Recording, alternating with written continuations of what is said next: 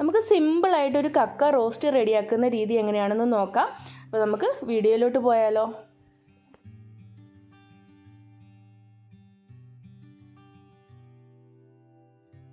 അപ്പോൾ കക്ക റോസ്റ്റ് റെഡിയാക്കുന്നത് എങ്ങനെയാണെന്ന് നോക്കാം. അതിനുവേണ്ടി ഞാനിവിടെ ഒരു പാൻ വെച്ചിട്ടുണ്ട്. ആദ്യം തന്നെ നമുക്ക് ക്ലീൻ ആക്കി വെച്ചിരിക്കുന്ന കക്ക, അപ്പം ഇത് നല്ലതുപോലെ ക്ലീൻ ആക്കിയിരിക്കണം, അല്ലെങ്കിൽ നമ്മുടെ വയറ്റിനൊക്കെ ഇൻഫെക്ഷനൊക്കെ ഉണ്ടാകാൻ സാധ്യതയുണ്ട്.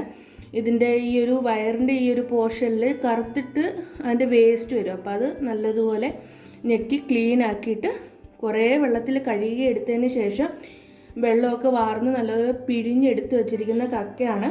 അപ്പോൾ ആദ്യം നമുക്ക് റോസ്റ്റിന് ഈ കക്ക ഒന്ന് സെപ്പറേറ്റ് വേവിച്ചെടുക്കേണ്ടതായിട്ടുണ്ട്. അപ്പോൾ ആദ്യം നമുക്ക് ഈ കക്കയൊന്ന് വേവിച്ചെടുക്കാം.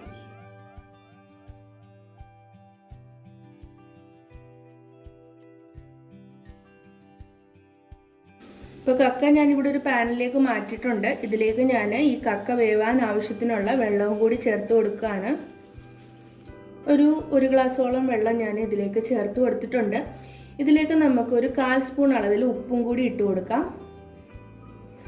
ഇപ്പോൾ ഒരു 1/4 സ്പൂൺ അളവിൽ ഉപ്പും കൂടി ചേർത്ത് കൊടുത്തിരിക്കുകയാണ്. ഇതൊരു മീഡിയം ഫ്ലെയിമിൽ വെച്ച് നമുക്കിതൊന്ന് നല്ലതുപോലെ വേവിച്ചെടുക്കാം. ഇത് വെന്ത് വരുമ്പോഴത്തേക്ക് നമുക്ക് ഇതിനുള്ളൊരു മസാലയും കൂടി റെഡിയാക്കണം. അപ്പോൾ റോസ്റ്റിനുള്ള മസാലയും കൂടി ഞാൻ റെഡിയാക്കുവാണ്. അപ്പോൾ കക്ക റോസ്റ്റിനുള്ള മസാല നമ്മൾ റെഡിയാക്കാൻ പോവാണ്. ഒരു സൈഡിൽ നമ്മുടെ കക്ക, ഒരു സൈഡിൽ വെന്തുകൊണ്ടിരിക്കുകയാണ്. അപ്പോൾ നമ്മൾ റോസ്റ്റ് റെഡിയാക്കുന്നത് ഈ ഒരു പാനിലാണ്. അപ്പോൾ പാൻ നല്ലതുപോലെ ചൂടായിട്ടുണ്ട്. ഇതിലേക്ക് നമുക്ക് ആദ്യം തന്നെ 1 ടീസ്പൂൺ അളവിൽ വെളിച്ചെണ്ണ ചേർത്ത് കൊടുക്കാം. അപ്പോൾ എണ്ണ ഒന്ന് നല്ലതുപോലെ ചൂടാകും വരെ നമുക്കൊന്ന് വെയിറ്റ് ചെയ്യാം. അപ്പോൾ നമ്മുടെ ഒഴിച്ച വെളിച്ചെണ്ണയൊക്കെ നല്ലതുപോലെ ചൂടായിട്ടുണ്ട്. ഇതിലേക്ക് നമുക്ക് ആദ്യം തന്നെ കുറച്ച് തേങ്ങാക്കൊത്ത്, തേങ്ങയുടെ ചെറിയ ചെറിയ പീസസ് ആയിട്ട് മുറിച്ച് വെച്ചത് ഇതിലേക്ക് ഇട്ട് കൊടുക്കാം.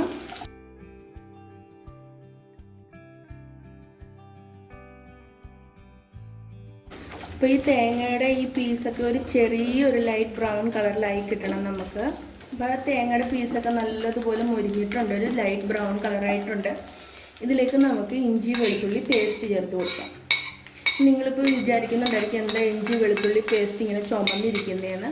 അപ്പോൾ മിക്സറിൻ്റെ ജാറിൽ ചതച്ചപ്പോൾ ജാറിൽ ഒരു ഇച്ചിരി മുളക് പൊടി ഉണ്ടായിരുന്നു, അതും കൂടി ചേർത്ത് വെച്ചാണ് അരച്ചത്. അതാണ് ഇഞ്ചി വെളുത്തുള്ളി പേസ്റ്റ് കുറച്ച് ചുമന്നിരിക്കുന്നത്.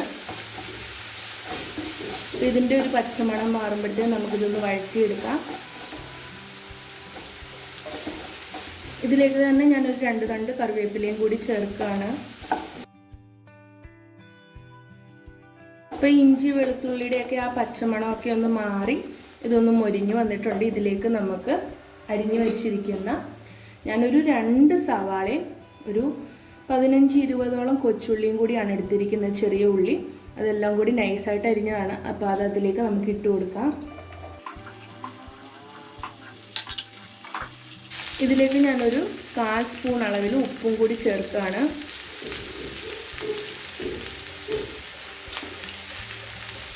ഈ ഉള്ളിയൊക്കെ ഒന്ന് വേഗം വാടി കിട്ടാൻ വേണ്ടിയാണ് നമ്മളിപ്പം കുറച്ച് ഉപ്പ് ചേർത്തത്. അപ്പോൾ ഇതൊന്ന് നല്ലതുപോലെ ഒന്ന് ബ്രൗൺ നിറമാകും വരെ നമുക്കൊന്ന് വെയിറ്റ് ചെയ്യാം.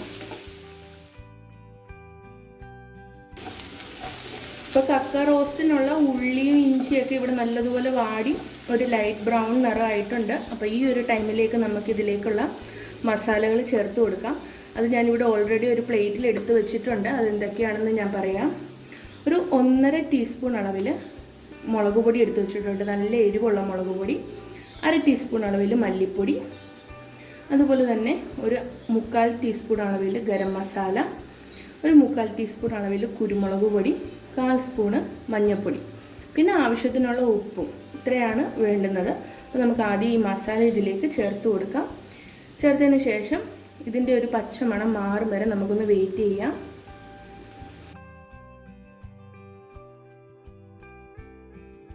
അപ്പോൾ ആ മസാലയുടെയൊക്കെ ഒരു പച്ചമണം നല്ലതുപോലെ മാറിയിട്ടുണ്ട്. അപ്പോൾ ഇതിലേക്ക് നമുക്ക് സൈഡിൽ വേവിച്ച് റെഡിയാക്കി വെച്ചിരിക്കുന്ന കക്ക ഇതിലേക്ക് ചേർത്ത് കൊടുക്കാം.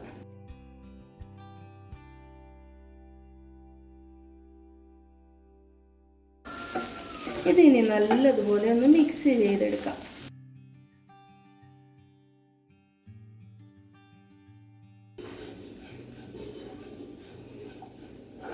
അപ്പോൾ ഇവിടെ നമ്മൾ ചേർത്ത മസാലയൊക്കെ ആയിട്ട് കക്ക നല്ലതുപോലെ മിക്സ് ചെയ്തെടുത്തിട്ടുണ്ട്. ഇതിനി നല്ലതുപോലെ മൊരിച്ചെടുക്കണം. ലോ ഫ്ലെയിമിൽ ഒരിച്ചിരി വെള്ളവും കൂടി ചേർത്തിട്ട് ഞാനിത് ഇനി നല്ലതുപോലെ ഒന്ന് മൊരിച്ചെടുക്കണം. എന്നാലേ നമ്മുടെ റോസ്റ്റ് റെഡി ആവത്തുള്ളൂ. അപ്പോൾ ഞാനിതിലേക്കൊരു 1/4 ഗ്ലാസ് അളവിൽ ഒരു 2 ടേബിൾ സ്പൂൺ അളവിൽ വെള്ളം ചേർത്ത് കൊടുക്കുകയാണേ.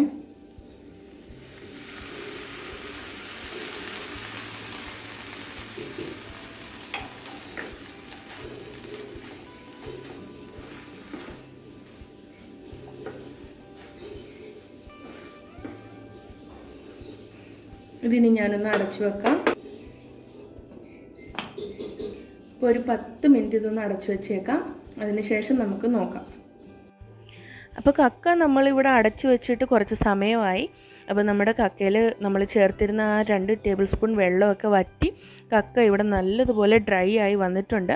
അപ്പോൾ നമ്മൾ കക്ക വേവിക്കുന്ന ആ ടൈമിൽ മാത്രമേ നമ്മൾ ഇതിലേക്ക് ഉപ്പ് ചേർത്തിട്ടുണ്ടായിരുന്നുള്ളൂ. അപ്പോൾ നമ്മളിപ്പോൾ ഇനി ഇതിലേക്ക് ആവശ്യത്തിനുള്ള നമ്മുടെ കക്ക റോസ്റ്റിന് ആവശ്യത്തിനുള്ള ഉപ്പും കൂടി ഈ ഒരു ടൈമിൽ നമ്മൾ ചേർത്ത് കൊടുക്കുകയാണ്. ചേർത്ത് കൊടുത്തതിന് ശേഷം ഇത് നല്ലതുപോലെ ഈ കക്കയായിട്ട് മിക്സ് ചെയ്തെടുക്കണം.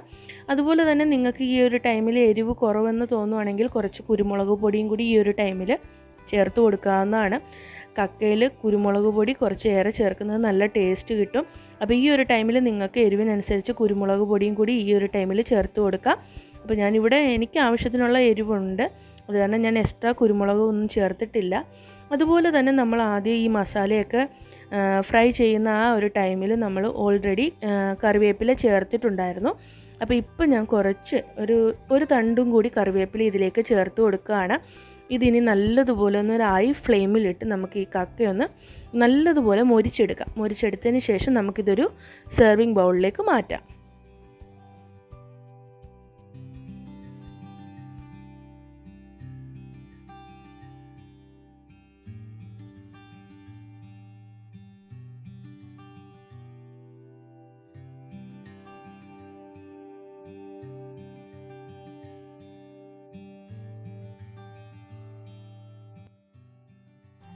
അങ്ങനെ നമ്മുടെ സ്വാദിഷ്ടമേറിയ കക്ക റോസ്റ്റ് ഇവിടെ റെഡി ആയിട്ടുണ്ട്.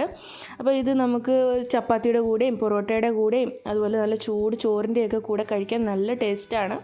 അപ്പോൾ നിങ്ങൾ ഏവരും ഇത് വീടുകളിൽ ട്രൈ ചെയ്ത് നോക്കുക. നിങ്ങളുടെ വിലയേറിയ അഭിപ്രായങ്ങളും ഞങ്ങളെ അറിയിക്കുക. അപ്പോൾ അടുത്തൊരു എപ്പിസോഡിൽ പുതിയൊരു റെസിപ്പിയുമായി കാണുന്നത് വരേക്കും താങ്ക് യു.